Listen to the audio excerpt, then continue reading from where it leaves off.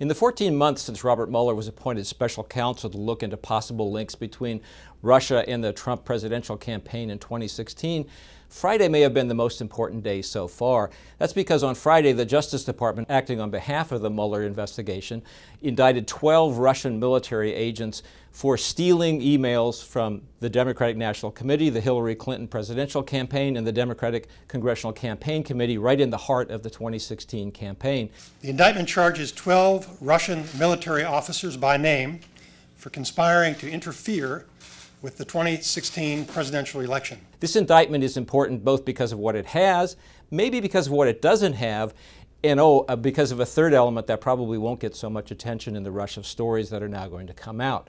So let's first look at what's in the indictment. There's an absolutely stunning amount of detail in the indictment about the way the Russians went about breaking into Democratic computers, stealing emails, and then conniving with a couple of made-up organizations to distribute those emails to all kinds of people, including lots of journalists. There was one unit that engaged in active cyber operations by stealing information, and a different unit that was responsible for disseminating the stolen information. It's also important that the Russians used a fairly sophisticated mechanism to distribute these emails by setting up online accounts. Guccifer 2.0 was the name of one, DC Leaks was the name of another, to get these stolen materials harmful to the Clinton presidential campaign into circulation.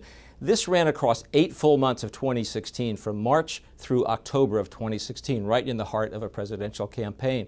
That's what the Russians wanted to do. They clearly had the intention of trying to upset the Hillary Clinton campaign, probably because they thought she was going to win the presidential election. But it's also interesting what's not in the indictment. The indictment doesn't have very much about connections between this effort and the Trump campaign. There's a reference to one particular conversation between an outside advisor to the Trump campaign and some of the Russian agents, but not much beyond that. That's, of course, what the White House chose to focus on right away in its reaction to the indictment.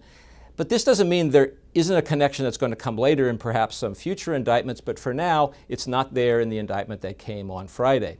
Oh, and here's that third element that's not going to get so much attention. At the very end of the indictment, the Mueller team refers to efforts by the Russians, successful in one case, to break into the actual election computers used to conduct the voting and the counting of votes in the United States.